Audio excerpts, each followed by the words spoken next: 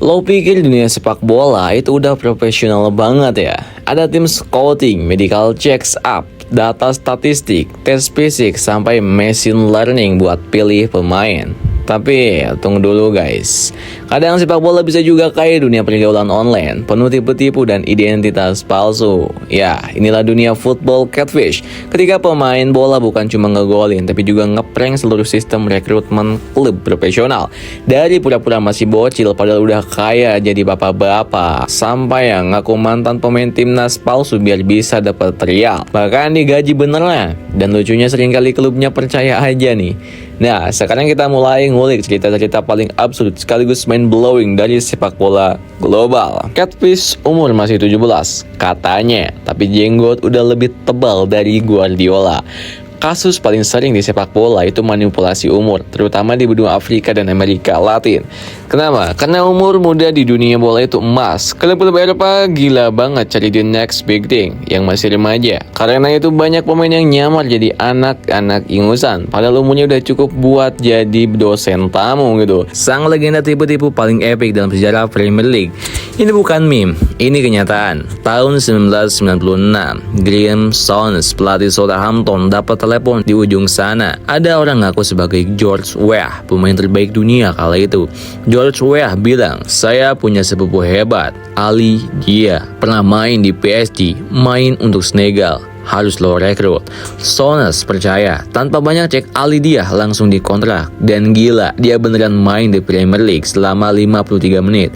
Ali Dia jadi mimpi buruk di lapangan, gak bisa kontrol bola, gak ngerti posisi. Pokoknya kayak bocah ikut tarkam dadakan. Souness langsung sadar dan akhirnya Ali Dia dikeluarkan dari klub cuma 2 hari kemudian.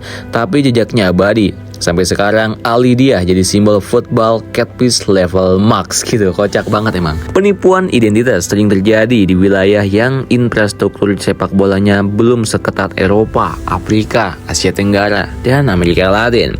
Di banyak negara, data sipil masih bisa dimanipulasi. Apalagi kalau sepak bola bisa jadi jalan keluar dari kemiskinan. Ya, siapa sih yang gak pengen ngubah hidup dengan sepatu bola? Di Nigeria, Kamerun, Ghana, hingga Republik Demokratik Kongo misalnya, ada puluhan kasus di mana pemain yang ikut akademi umur 15 ternyata udah 23 tahun. Bahkan FIFA sampai bikin aturan baru buat youth competition karena tim-tim U17 Afrika selalu mendominasi. Tapi permainannya kayak udah kerja kantoran. Saking parahnya, beberapa federasi mulai pakai teknologi MRI, scanning tulang buat memastikan umur pemain. Caranya mereka scan pergelangan tangan buat lihat apakah tulang masih tumbuh atau udah stabil. Tapi ini pun gak 100% akurat dan tetap bisa dimanipulasi lewat dokumen palsu. Dan lucunya juga ada pemain yang ketahuan setelah karirnya udah jalan jauh. Misalnya ada yang daftar turnamen usia muda sebagai umur 17, lalu 6 tahun kemudian ikut turnamen U17 lagi dengan nama lain. Kan gila banget. Ada juga yang nekat pura-pura jadi pemain profesional supaya dapat trial. Gak main-main, mereka bikin CV palsu, video highlight, hasil editan, bahkan ngaku kenalan sama pelatih-pelatih ternama. Pertanyaannya sekarang, kenapa bisa kecolongan? Gini, meskipun sekarang dunia sepak bola udah digital, gak semua klub punya sumber daya kayak Real Madrid. Banyak klub di divisi bawah Eropa, Asia, atau Amerika Selatan yang masih bergantung sama agent, video YouTube, dan feeling pelatih. Mereka gak punya tim scouting dengan software canggih. Kalau ada pemain datang dari agent internasional dan kelihatannya keren di video, dia langsung aja dites. Dan kalau dia jago ngomong, pede, serta tampil meyakinkan, ya pasti udah dikontrak gitu. Selain itu, banyak klub masih beroperasi dengan koneksi informal dan sistem percaya-percaya, apalagi di turnamen-turnamen junior atau liga kecil, di mana pengawasan minim dan audit umur itu nggak prioritas. So, celah buat nipu masih besar banget gitu. Kalau kisah-kisah tadi dibuat jadi film, mungkin nggak bakal dipercaya orang-orang itu. Tapi ya, sepak bola selalu punya sudut absurdnya. Football catfish bukan cuma soal penipuan, tapi juga cerita tentang ambisi, mimpi, kelicikan, dan celah dalam sistem sepak bola dunia. Ada pemain yang nipu karena pengen keluar dari kemiskinan, ada yang cari sensasi, ada juga yang sekedar iseng ngetes sejauh apa sih gue bisa masuk ke sistem profesional meskipun tanpa bakat. Dan yang lebih gila, beberapa pemain catfish ini beneran bisa main bagus, bukan karena jago banget, tapi karena adaptif. Mereka ngerti gimana caranya ngeles, pura-pura cedera, atau minta posisi yang gak terlalu disorot, misalnya bek kanan yang pasif. Nah, solusinya gak gampang guys, tapi banyak federasi dan klub sekarang mulai sadar ada verifikasi digital lewat database FIFA dan Federasi Nasional, MRI scan untuk turnamen usia muda, muda, transparansi agent dan CV. Beberapa federasi udah punya sistem registrasi agen resmi nih. Terus ada juga kerjasama antar negara, ini buat verifikasi dokumen, misalnya via kedutaan atau otoritas sipil.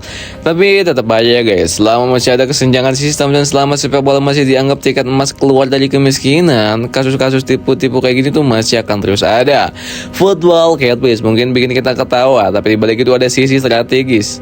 Tapi di balik itu ada sisi tragis sekaligus menyedihkan. Banyak dari mereka adalah pemuda dari negara-negara berkembang yang tahu satu-satunya jalan naik kelas sosial ya lewat si kulit bundar.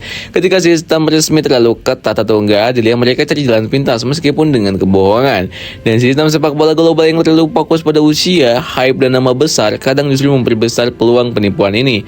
So jangan cuma nyalain pelakunya, lihat juga sistem yang memungkinkan semua itu terjadi. Akhir kata, di dunia sepak bola seperti dunia maya, kadang yang kamu lihat belum tentu beneran apa adanya gitu. So kalau udah striker misterius tiba-tiba bilang dia alumni Barcelona dan mukanya kayak bapak-bapak penjaga gudang, mending dicek dulu di Google Scholar-nya ya guys. Ya gimana menurut kalian nih guys?